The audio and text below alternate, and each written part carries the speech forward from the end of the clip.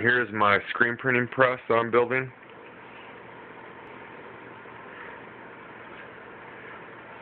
It's six station, 6 shirt, five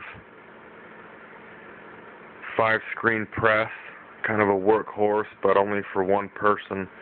The way I have it built, because it is a 6 and a 5, not a 6 and a 6. I originally built a 4x4. Here's the 4x4 that after building it, I realized that I could fit more. So with measurements, standard 20-inch screens, I was only able to fit 5, not 6. But I was able to fit 6 shirts with platens and comfortably rotate around the corners there. I'm going to route the corners round and hit it with a high gloss clear, just so it's smooth and round on the corners. But it's 6 shirts, 5 screens. I only have 3 screens hooked up right now because I'm waiting on the hardware store to restock their springs. But there is a little give in the hinges. You can see right here as I wiggle it, if you can see that. I didn't use heavy duty hinges, I just used what Home Depot had.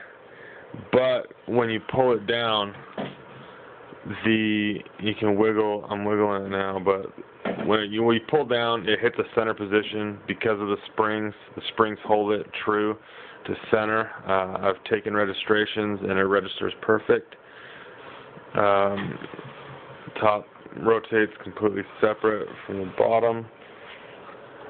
I haven't lubed up the bearings yet, so you can hear it, and it's not quite as smooth.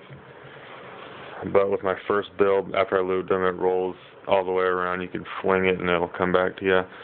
The bottom, not lubed either, but there is the center position, double supported for strength. I put a single support under each arm, so when you're in print position there is zero stress on any arm. It's all held up and rotates smooth. You could fling it, then it comes right up on that center support and basically stops. I don't know if when I grease the bearings it'll probably roll through. I don't know yet. But I'm building it lowrider style. I am incorporating the oven in it. The oven's going to go right here in the middle, right under the base. I've done my math. The oven space is about 28 inches by 28 inches. I'm sheet metaling it in. I'm putting 2 space heaters in the top. The space heaters alone will get about 600 to 700 degrees, but I am building in an air supply, and I'm just going to crank that air up until it hits 320, and that'll be max airflow. I mainly am going to use water-based ink. Plastisol won't be no problem, but water-based ink, it'll roll through. I use 2-inch PVC pipe for my rollers. I'm going to add a 5th roller right there. I have one right before and right after. Well, right before is this one, and right after is here. And then one on each end.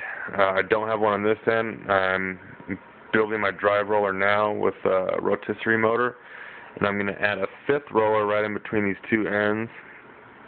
And I use 2-inch PVC with plugs on the end, drill them through, use a nylon spacer epoxied to the bolt, so it's nylon on PVC. It won't wear through. Nothing is going to, the threads don't move, so it's not going to wear through it. The PVC rides on the spacer. They roll perfectly. I could test them. You hit them and they keep rolling. So that, I believe, is it. I'm going to use 24-inch. My track's going to be 24 inches, and I figure that is enough if I decide to do all-over press, which I will do on another press that I'm building. These handle 20 by 24. I have these pieces of lumber here hooked up just for testing. These handle 20 by 24. That's why there's 5 and not 6, because that's the maximum it can handle. 25 by 24, 20 by 24 screens.